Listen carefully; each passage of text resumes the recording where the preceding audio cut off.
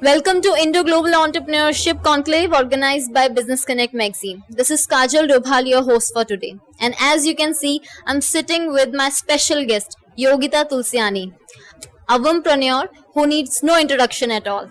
So thank you for joining us, Yogita. Thank you so much, Kajal, for such a warm and a long introduction. Truly honored.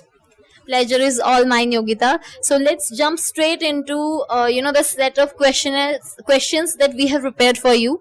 The very first being that you being such a role model for so many women entrepreneurs out there, women leaders out there, and the aspiring ones too. How would you like to quote your journey so far, and what kind of leadership mantra that you would like to be shared on from this platform? So, before I talk about the journey and mantra, I want to emphasize that if my journey or if my leadership has positively affected or positively made a change in even one person's life, I would feel that I am a success. It's a success. Success is relative. So, what I would say is that the destination is very important, but I believe the journey is more important. How you are achieving the goal that you want to achieve is extremely important. My journey has not been, it's been an adventurous roller coaster ride, so not very smooth. In terms of it was not very rosy. There were hardships, there were obstacles, but I think it was fun. And those hardships and obstacles they have actually shaped me into who I am. The obstacles that I faced, and somewhere they had a role in shaping my personality. It is said that when the going gets tough, the tough get going. So that was what it was. And I am really thankful to God that I was not broken by those obstacles. I was not shaken. Yes, I was scared at times, but they have turned me into a brave person, a more modest person, more God-fearing person. And yes, I would attribute my sort of success, if you say, to the obstacles and the journey that I have done over all this time. Yeah. Truly, Yogita, you just explained this in the most fantastic way. And now I would definitely like you to shine some light on your venture, that is IX's solution, and how it is staying abreast with the innovative trends in the market. Meanwhile, also do shine some light on the USPs that the organization is providing its clients with. Please go ahead. Sure. So at iXeed, we are basically a talent solutions provider. We cater to one of the most burning needs of the organizations, which is talent. And as I was saying in my panel discussion on stage as well, that talent is one of the biggest wars. It's one of the biggest challenges that most of the organizations are facing. So we help the organizations win that war, and we win that war for them. That's what we do. We help, most of our clients are Fortune 500 companies, so we help them with their talent needs across a large part of globe, which covers Europe, which covers Southeast Asia, which covers Middle East. So yes, and we have future plans to sort of expand our footprints more into Southeast Asia and into the North American market. The USP and the trends that you are mentioning, of course, every organization, I believe, needs to have that unique service proposition which differentiates it from its competitors. And I believe that there's a market for everybody. You don't have to snatch anyone's pie. You have to just increase the pie for everybody. So that is what I believe in. And the USP, I would say, the first one which I would like to emphasize is the use of artificial intelligence. So we use AI ML solutions in our organization to help our clients with their talent needs. And AI, as we know, it's a buzzword, and it's the age of AI that we live in. And as my daughter says, Mom, looks like real intelligence is all gone. It's all artificial intelligence. So, yeah. So we use AIML based solutions. That's fun. First. Secondly, I also feel that the operational efficiencies that we bring to the table, I think they have added a lot of value in shaping who we are and in the global expansion that we've done. The operation of a global delivery model coupled with the local knowledge that we have. So we have a very, very solid bedrock of local knowledge within us, and at the same time, we sort of offshore our delivery to more cost-effective locations. Yes, that can be a challenge sometimes, but then the benefits that we obtain in terms of the cost arbitrage, they sort of offset the challenges that we have in terms of a global delivery. So that I would say is a second USP. Third one is extremely strong focus on clients and employees. Okay, yes, client focus is very, very important. Customer centricity is very, very important, and at the same time we believe in employee centricity as well, because at the end it's a team, it's the employees who would actually, if they're happy, happy employees will lead to happy customers, is what we believe. So that, I would say, are the three unique propositions that we believe in. And then there are a lot of activities which go into maintaining this USP that we have. For example, if I say that we have customer centricity, then we have an entire ecosystem which is there to do that. If we say we have employee centricity, we have an entire ecosystem to ensure that the employees are happy. If we have a delivery which is done out of an offshore location, then we ensure that it's a very, very seamless and a robust process. Yeah, so I hope that answers this question. That's very well explained, Yogita. And moving ahead, I would definitely like you to shine some light on ensuring sustainable business practices. Along with that, your focus on CSR, like how your organization is aligning with these two aspects. Could you just shine some light on this as well? So I very firmly believe that it's very important to give back to the society. The society, the ecosystem from where we have gained what we have. This society has given everything to us, and now it's time to give back to the society. So we do our sort of bit, and I would say it's a very, very small bit. Still, if I had the option, if I had the bandwidth, I would do much more. But in doing our bit, in keeping up with the corporate social responsibility, we do donate to a lot of charities, especially which are related to children, young children. That is one cause which is very, very close to my heart. So I do donate to, and we as an organization donate to a lot of charities in the UK, deaf children's charities, NSPCC, children who are facing violence. We also donate to charities which help children who are fleeing war zones. In India, I work with a couple of charities who basically provide education to underprivileged children.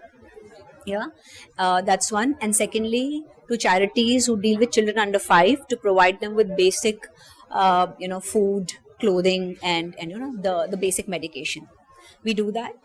During COVID times, we've donated to a lot of hospitals to help them procure equipments to deal with patients and to help them during those difficult times. And as I said, this is just a small bit, and I do really hope to do a lot more contribution to the society, so that we are, at the end, we feel satisfied that yes, I am doing the best that I can to give back to the community which has given me so much. Thank you so much for sharing this precious information that you have just provided us with, because definitely you deserve that much recognition that you are giving so much to the society.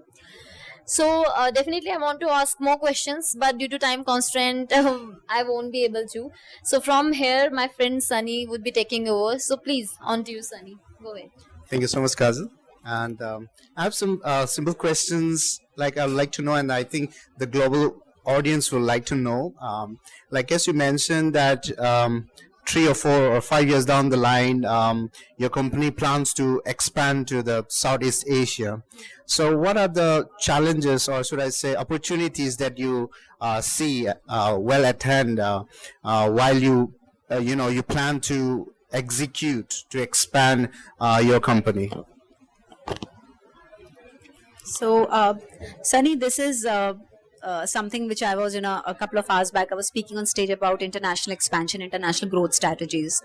And yes, there are a lot of challenges. No growth comes easy.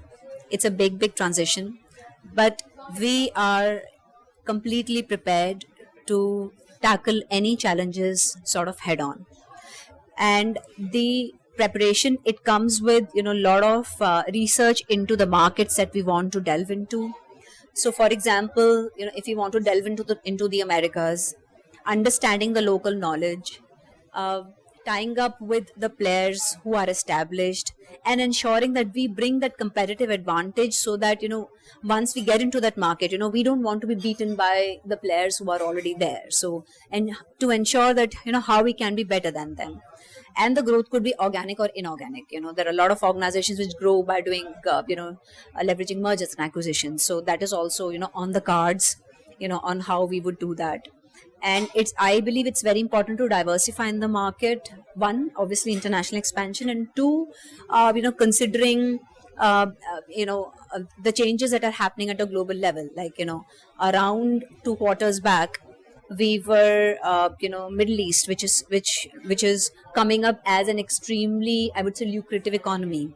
Suddenly there's a war in the Middle East that's going on, and things are sort of shaping up slightly differently. And obviously the Middle East is a very important territory, which comes as sort of a trade between the Asias and the West. So I just hope that the international powers come into the picture and handle this peacefully, rather than this war that's escalating.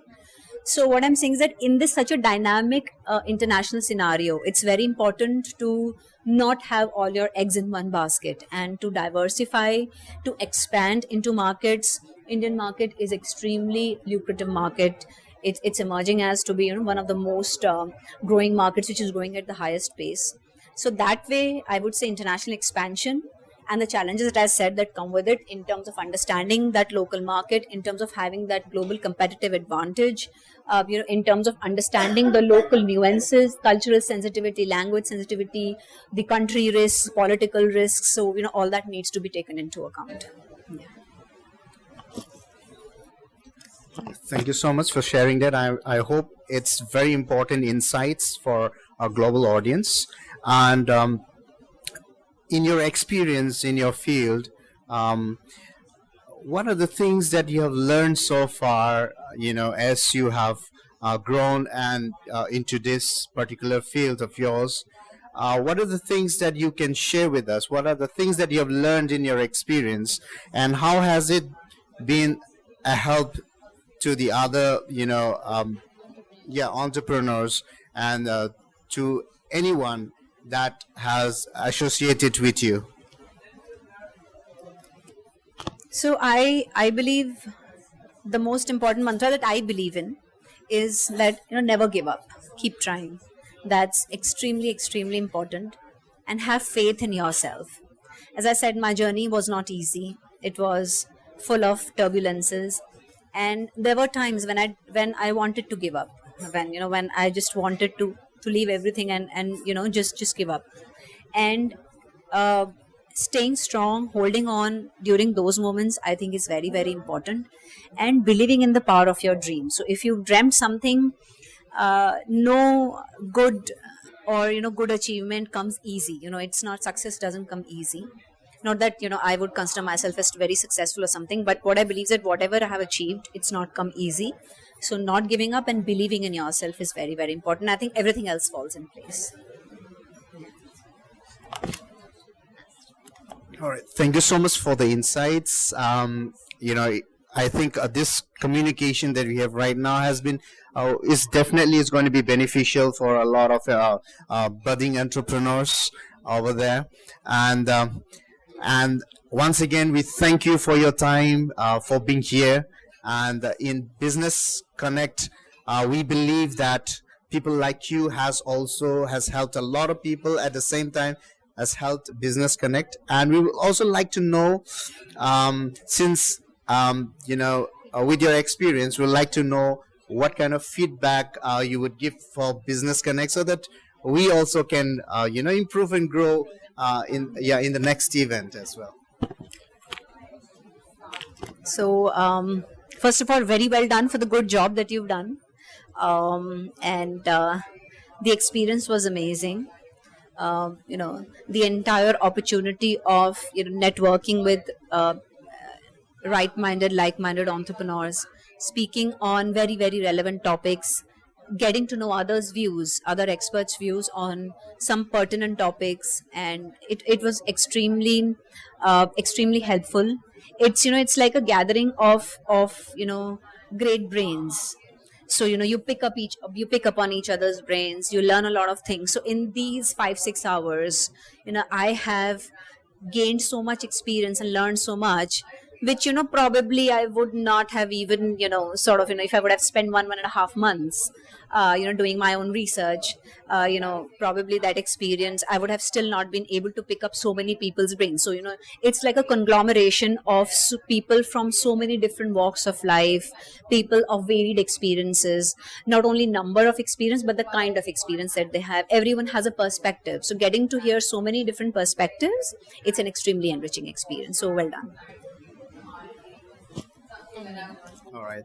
Thank you so much for your time, and I hope it has been beneficial. And congratulations for the awards that you'll be winning today. And we hope that you'll keep on winning more awards. And we hope to see you next year. And it's just 2 months ahead to complete this year, and what a way to complete the year. So hope to see you again in the next event. We thank you so much for your time and for being here. Thank you so much.